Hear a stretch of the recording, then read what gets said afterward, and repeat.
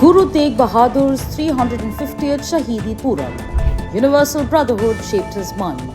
When Aurangzeb tortured Kashmiri Pandits, he fought for their religious freedom. Srisht-Di-Chadar until his last breath.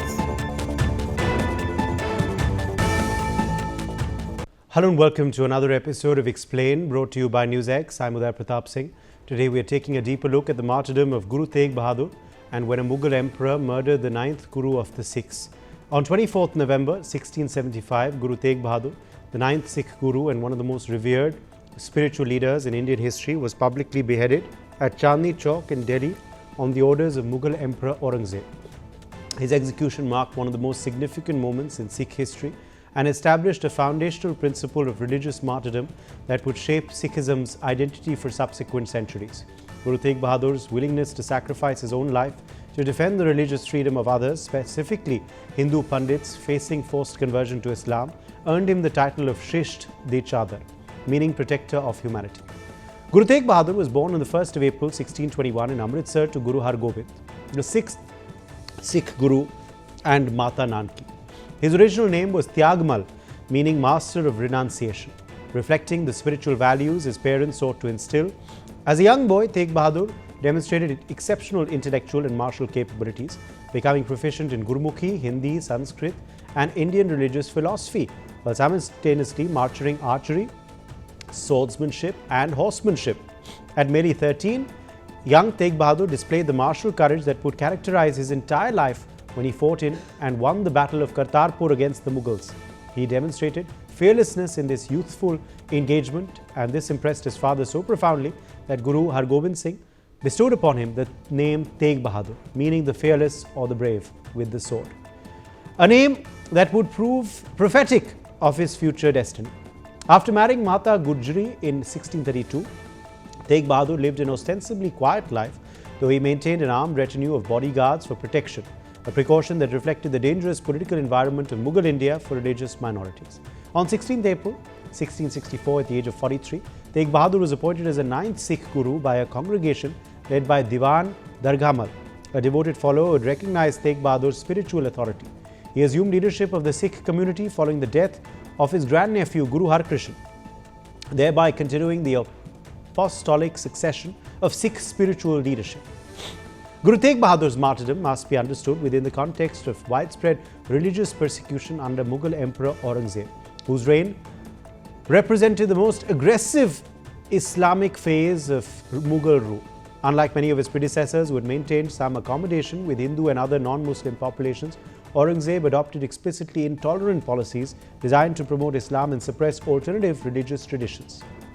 In 1675, a delegation of Hindu Pandits from Kashmir led by Kirpa Ram approached Guru Tegh Bahadur to seek his intervention and support. The Kashmiri Hindu community faced catastrophic circumstances.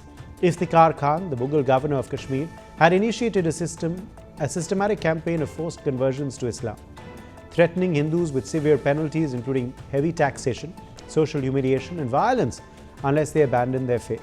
The Kashmiri Pandits, representing one of the oldest and most culturally sophisticated Hindu communities in the Indian subcontinent, faced cultural annihilation if they accepted conversion, but faced death if they refused. The Kashmiri Pandits' appeal to Guru Tegh Bahadur reflected their recognition that the Sikhs, despite their small numbers and lack of political power, possessed a tradition of defending religious principles against state coercion.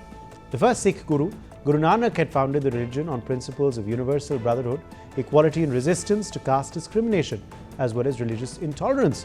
Later, Guru Arjan Dev, the 5th Sikh Guru, had already demonstrated Sikh willingness to endure martyrdom when he was executed by Mughal Emperor Jahangir in 1606 for refusing to compromise Sikh principles. The choice Guru Tegh Bahadur faced presented a devastating dilemma.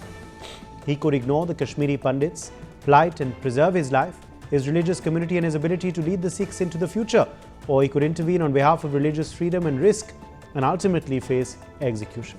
In early May 1675, Guru Tegh Bahadur made the monumental decision that he would publicly defend the right to practice one's chosen religion, even if it meant forfeiting his own life.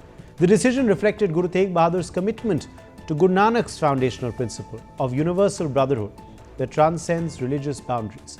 He determined that the principle of religious freedom was so fundamental to human dignity that it justified sacrifice of his own life and that his martyrdom could serve as a powerful witness to the moral necessity of defending religious liberty for all people, regardless of their particular faith.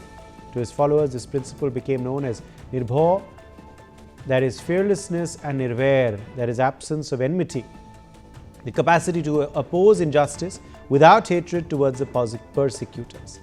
After making his decision, Guru Tegh Bahadur departed from his base in Makhowal with several trusted companions to travel to Delhi to confront the persecuting authorities directly. However, he was arrested en route at Ropar on the 11th of July 1675 by Nur Muhammad Khan Mirza, the local police administrator, who recognized the spiritual leader as a potentially rebellious figure. Rather than immediately executing him, the authorities placed him in chains and imprisonment in the fortress at Sirhind, where he was detained for approximately 4 months while the matter was referred to the imperial court.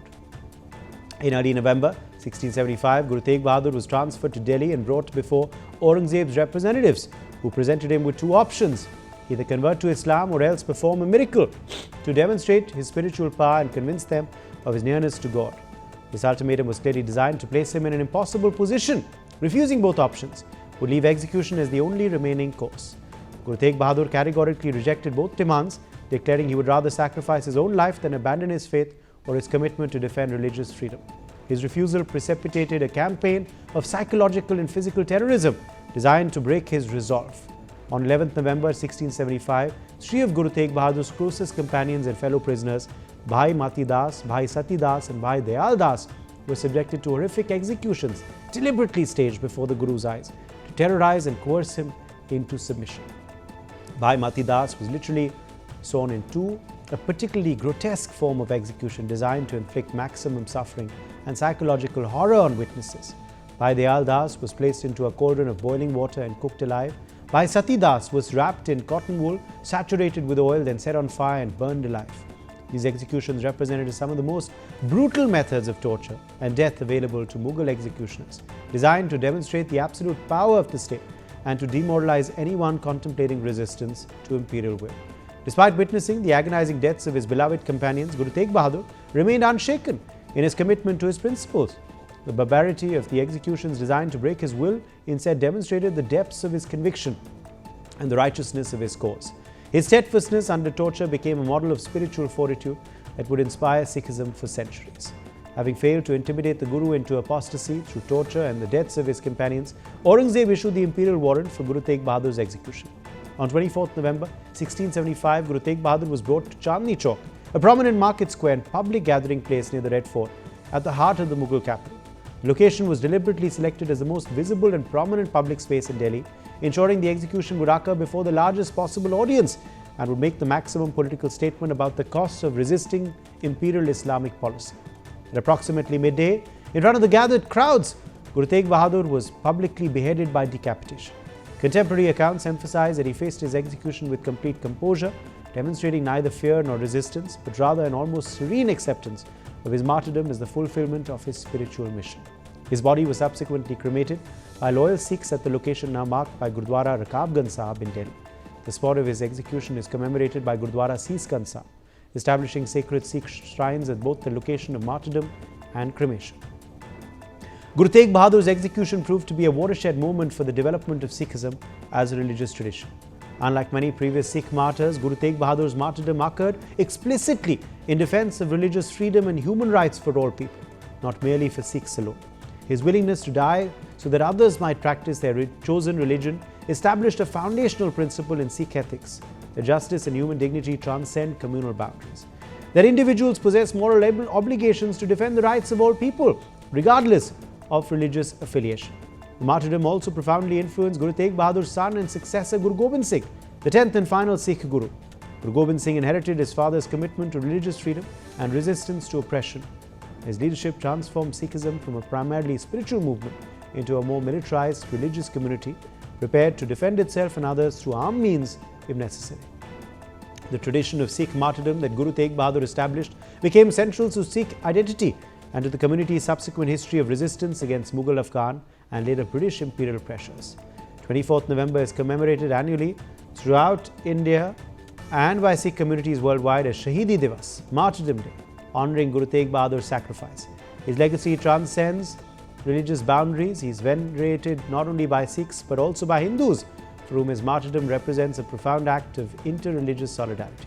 While many others committed to universal human rights and freedom of conscience in contemporary India, Guru Tegh Bahadur is recognized as a champion of secularism and plural coexistence. His death serving as an enduring reminder that the defense of religious freedom and human right dignity may demand the ultimate sacrifice, but that such sacrifice possesses moral transformative power that extends across generations as well as communities. Guru Tegh Bahadur's 350th Shaheedi Purab. Universal brotherhood shaped his mind. When Aurangzeb tortured Kashmiri Pandits, he fought for their religious freedom. Srisht-Di-Chadar until his last breath.